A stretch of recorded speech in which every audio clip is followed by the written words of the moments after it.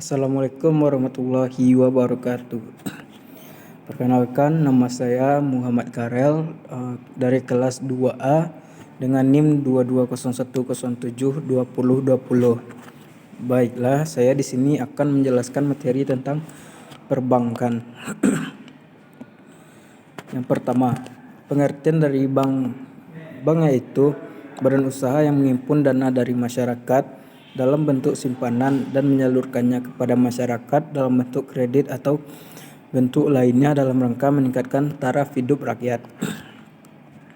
Selanjutnya yaitu dasar hukum untuk bank.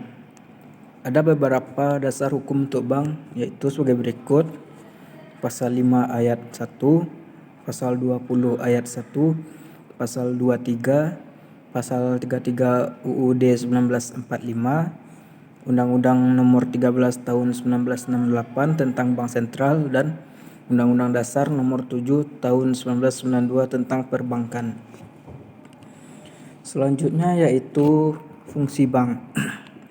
Fungsi bank sebagai penghimpun dan penyalur dana masyarakat serta bertujuan untuk menunjang pelaksanaan pembangunan nasional seperti pembangunan jalan, pembangunan gedung-gedung, dan yang lainnya. Selanjutnya yaitu sejarah perbankan Indonesia. Pada tahun 1952, pemerintah Revolusi Indonesia mengambil alih DJB dan menggugatnya menjadi Bank Indonesia pada tanggal 1 Juli 1953. Pemerintah menerbitkan Undang-Undang Nomor 11 Tahun 1953 tentang Pokok Bank Indonesia yang berdasarkan aturan tersebut, Bank Indonesia resmi berdiri sebagai Bank Sentral Republik Indonesia. Selanjutnya, jenis-jenis bank. Jenis-jenis bank ada 3, yaitu Bank Sentral. Bank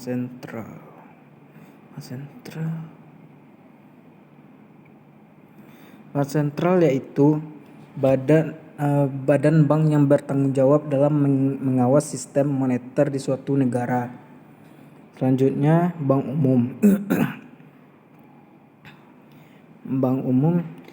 Bank umum adalah bank yang melaksanakan kegiatan usaha secara konvensional dan berdasarkan prinsip syariah yang dalam kegiatan memberikan jasa dalam lalu lintas pembayaran.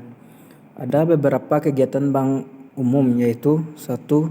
Menghimpun dana dari masyarakat dalam bentuk simpanan berupa giro, deposito berjangka, sertifikat deposito, tabungan, dan bentuk lainnya.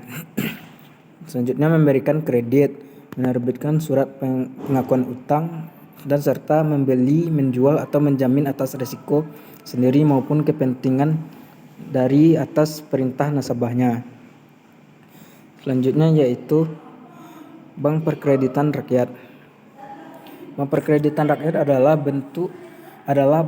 bentuk bank yang melaksanakan kegiatan usaha secara konvensional atau berdasarkan prinsip syariah yang dalam kegiatannya tidak memberikan jasa dalam lalu lintas pembayaran.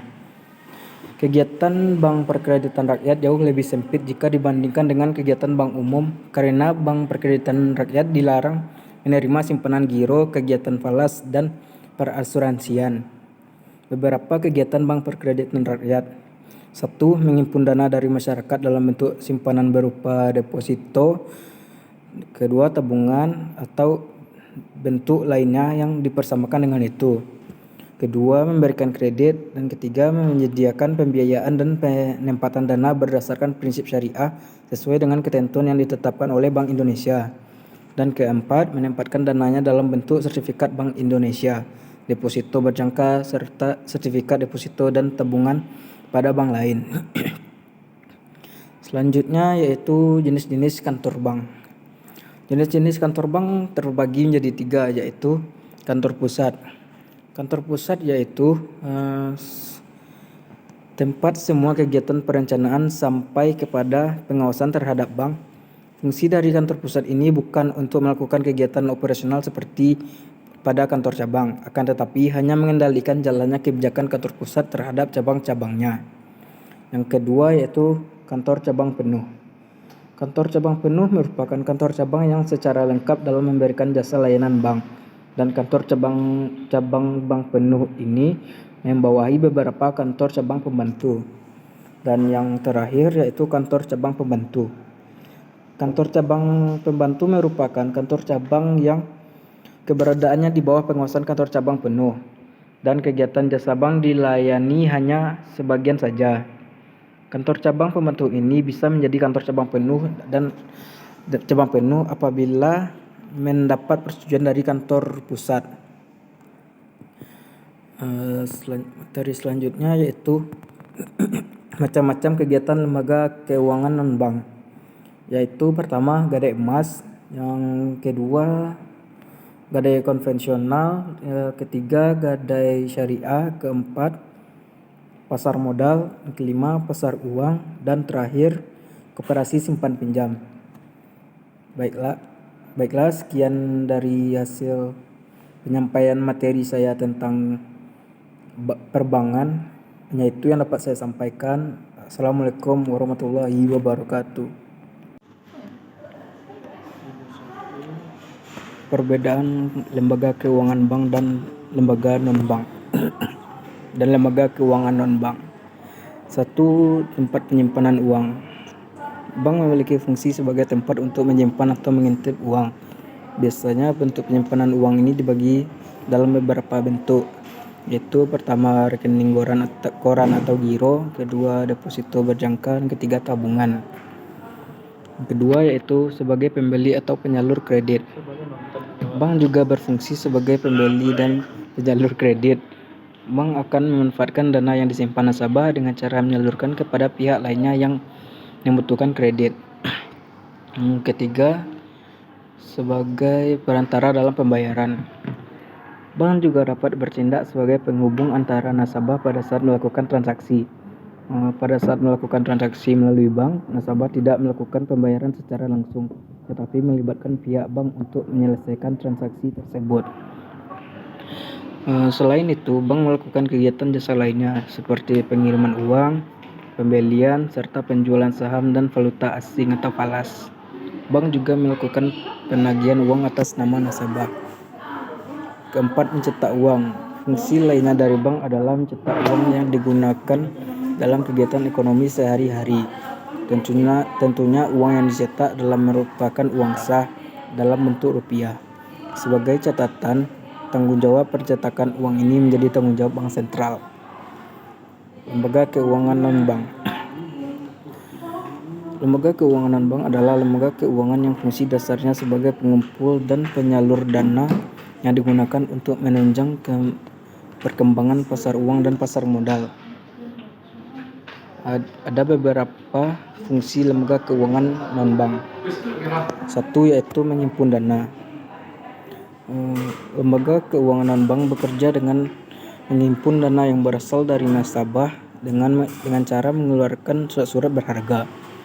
Cara ini terbilang efektif karena penyimpanan dana dalam bentuk non-uang lebih aman dan efisien. Dengan adanya penghimpunan dana ini, diharapkan lembaga keuangan non-bank dapat memberikan bantuan kepada masyarakat. Kedua, memberi kredit. Lembaga keuangan bukan bank dapat memberikan kredit dalam jangka pendek ataupun jangka panjang. Kredit memang termasuk dalam kegiatan utama dari lembaga keuangan. Biasanya kredit ini dibutuhkan para pemilik bisnis untuk mengembangkan usaha yang dimiliki. Yang ketiga, menjadi perantara bagi perusahaan-perusahaan. Lembaga keuangan non-bank menjadi perantara bagi pemilik modal, baik dalam negeri maupun di luar negeri. Dengan perusahaan yang membutuhkan modal, fungsi lembaga keuangan non-bank tentunya membantu perusahaan-perusahaan yang sedang membutuhkan modal yang dibayar dengan cara kredit. Walaupun fungsi mereka berbeda antara lembaga keuangan bank dengan lembaga non-bank, tetapi kontribusi tetap untuk perekonomian negara. Sekian materi tentang perbankan yang dapat saya sampaikan. Banyak kurangnya tolong dimaafkan. Saya akhiri. Assalamualaikum warahmatullahi wabarakatuh.